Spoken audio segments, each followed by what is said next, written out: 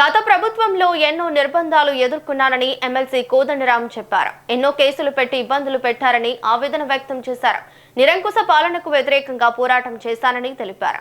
తెలంగాణ ప్రజలకు ఇచ్చిన మాట కోసం ఉద్యమ స్ఫూర్తితో ముందుకు నడుస్తున్నట్లు వెల్లడించారు. ఎన్నికలు పైసల విషయంలో వెనకబడి ఉండొచ్చని, కానీ తెలంగాణ ప్రజలకు, నిరుద్యోగులకు అండగా ఉండటంలో ముందు ఉన్నామని అంటున్న తెలంగాణ జనసమితి అధ్యక్షుడు ప్రొఫెసర్ కోదండరాంతో మా ప్రతినిధి కరుణాకర్ ఫేస్ టు ఫేస్.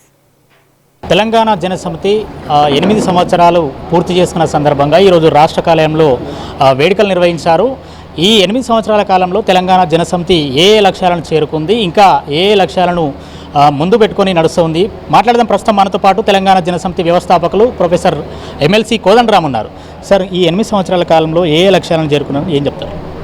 8 సంవత్సరాల కాలంలో మేము ప్రధానంగా ఎంచుకున్నది ఏంటంటే రాజకీయాలు మారాలి అనేది మా లక్ష్యమే. అది రాజకీయాల్లో మార్పులు రావాలి. అవి పైసల చుట్టూ రాజకీయాలు తిరుగుతున్నాయి, అది కాదు మనం జరగవలసింది. ప్రజల చుట్టూ రాజకీయాలు తిరగాలని చెప్పి మేము నిర్ణయించుకున్నాం. ఆ ప్రజల చుట్టూ రాజకీయాలు తిరగాలంటే మరి సంస్కరణలు రావాల్సిందే. ఈ మార్పులు జరిగితే తప్ప రాజకీయాల్లో ప్రజల భాగస్వామ్యం పెరగదు, వనరుల్లో వాళ్లకు న్యాయమైన వాటా దక్కదు అని మా అభిప్రాయం. ఆ లక్ష్యాల కోసమే మేము పనిచేయటం ప్రారంభించినాం. పనిచేస్తూ మేము ఇవాళ ఈ 8 ఏళ్ల పాటు అనేక నిర్బంధాలను ఎదుర్కొన్నాం, అనేక దాడులను ఎదుర్కొన్నాం. కేసుల్లో ఇరుక్కున్నారు మా కార్యకర్తలు అనేక మంది. ఇన్నింటి నడుమ మేము నిలబడి ఇవాళ తెలంగాణకు ఒక నైతిక దిక్సూచిలాగా మిగిలినాం మేము. ఎందుకంటే చాలా కీలకం ఏంటంటే రాజకీయాల్లో డబ్బులు ప్రధానమైనటువంటి నేపథ్యంలో మార్పుల కోసం జరిగే ఏ పనైనా కొంత దీర్ఘకాలికమైన కార్యాచరణగానే ఉంటుంది. జయశంకర్ గారు మాతో అనేది తెలంగాణ రాష్ట్ర సాధన ఉద్యమం కన్నా అభివృద్ధి కోసం జరిగే పోరాటం చాలా సంక్లిష్టంగా ఉంటుంది, చాలా ఇబ్బందులు ఎదుర్కోవాల్సి వస్తుంది, కానీ అవసరం అది చెయ్యాలి అని పదే పదే అంటుండేది. అట్లాంటి కార్యాచరణ మేము ఈ 8 ఏళ్ల పాటు తట్టుకొని నిలబడ్డాం. ఒక నైతిక శక్తిగా మిగిలినాం. ప్రజల సమస్యలను ఎజెండా మీదకి తీసుకొని రాగలిగినాం. ఈ డబ్బుల రాజకీయాల్లో సహజంగానే ఆటుపోట్లు ఉంటాయి, అవన్నీ మేము దెబ్బతిన్నాం. కానీ ఒక సమస్యకు పరిష్కారంగా జనసమితి నిలబడుతుందనే విశ్వాసాన్ని మాత్రం ప్రజల్లో మిగిల్చినాం. ఆ విశ్వాసాన్ని మేము పొందగలిగినాం. అది మేము సాధించినటువంటి విజయం. అక్కడ నుంచి ఎందుకంటే మేము గుర్తించినాం తెలంగాణ కోసం కొట్లాడిన ప్రజలు, బలిదానాలు చేసుకున్న అమరవీరులు, వాళ్ళెవ్వరు కూడా తక్షణమే ప్రయోజనం వస్తుందని చేయలే. తెలంగాణ మారుతుంది, తెలంగాణ ఏర్పడుతుందని చెప్పి అందరూ కూడా ఆశపడ్డారు. మనం అదే నిబద్ధతతో పనిచేయాలని అనుకున్నాం. ఆ నిబద్ధతతో నిలబడ్డం, పనిచేసినాం. రేపు కూడా మేము పనిచేస్తాం. ఖచ్చితంగా తెలంగాణ జనసమితి అనేది ఈ రాష్ట్ర రాజకీయాల్లో క్రియాశీలకంగా ఉంటుంది, ఒక ఉత్ప్రేరకంగా మార్పు కోసం నిరంతరం పనిచేస్తూనే ఉంటుంది. మళ్ళీ ఎమ్మెల్సీగా ప్రమాణ స్వీకారం చేశారు. కాంగ్రెస్ పార్టీ ఏమైనా హామీ ఇచ్చిందా? అంటే మంత్రి పదవి ఇస్తానని కానీ, లేదంటే మీ చుట్టూ అంటే మీ కార్యకర్తలకు, మీ నాయకులకు ఏమైనా నామినేటెడ్ పోస్టులు ఇస్తామని ఏమైనా హామీ ఇచ్చిందా? అదే ఇప్పుడు ప్రధానంగా మా దృష్టి అంతే ఏంటంటే మా వాళ్ళకు కూడా కొంత భాగస్వామ్యం కల్పిస్తామని అన్నారు.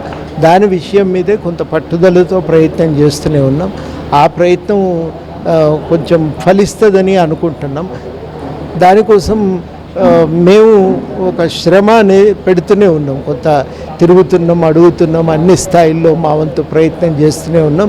తొందరగా ఒక సానుకూల నిర్ణయం వస్తుందనే విశ్వాసంతో ఉన్నాం. ఎట్లా చూస్తారు? టీఆర్ఎస్ పార్టీ మళ్ళీ ఒక కొత్త పార్టీ ఆవిర్భవించింది తెలంగాణలో. కల్వకుంట్ల కవిత టీఆర్ఎస్ అని తెలంగాణ రాష్ట్ర సేన అని ఒక పార్టీ పెట్టింది. ఎట్లా చూస్తారు? అంటే పార్టీ నిర్వహణలోనే వాళ్ళు తెలంగాణ ప్రజలకు సంబంధించిన ఆకాంక్షలకు సంబంధించిన ఒక రాజకీయ వ్యక్తీకరణగా ఉండే టీఆర్ఎస్. మేమందరం కూడా తెలంగాణ ఉద్యమానికి రాజకీయ ముఖమని చెప్పుకున్నాం టీఆర్ఎస్ గురించి. అట్లా రాజకీయ ముఖంగా నిలబడవలసిన టీఆర్ఎస్ అధికారంలోకి, ప్రజల అధికారంలోకి తెచ్చింది.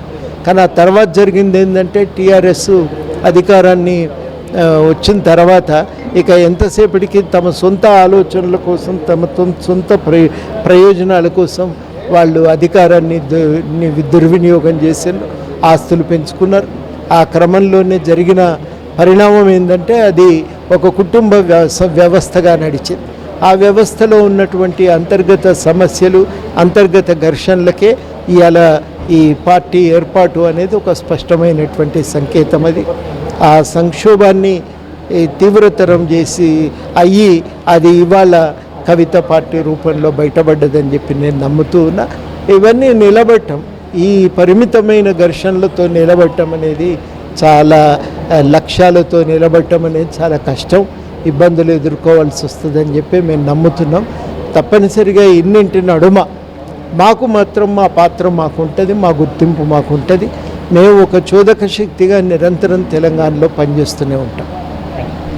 సో తెలంగాణలో 8 సంవత్సరాల కాలంలో ఎన్ని ఇబ్బందులు పెట్టినా కూడా తెలంగాణ జనసమితి అనేది ఒక చిన్న పార్టీ అని ఎన్ని రకాల ఇబ్బందులు పెట్టినా కూడా తెలంగాణ జనసమితి 8 సంవత్సరాల కాలంలో తట్టుకుంటూ అనేక శక్తులను తట్టుకుంటూ ఇక్కడి దాకా వచ్చింది. భవిష్యత్తులో కూడా తెలంగాణ ప్రజల పక్షాన్ని కొట్లాడతాం. గతంలో పార్టీ స్థాపించిన నుండి కూడా తెలంగాణ ప్రజల పక్షాన కొట్లాడినాం, ఇప్పుడు కూడా పార్టీ ప్రజల పక్షాన కొట్లాడతామని చెప్పేసి కోదండరాం చెప్తున్నాడు. పరిస్థితి కెమెరామెన్ తరుణ్తో కరుణాకర్, మెట్రో టీవీ, హైదరాబాద్.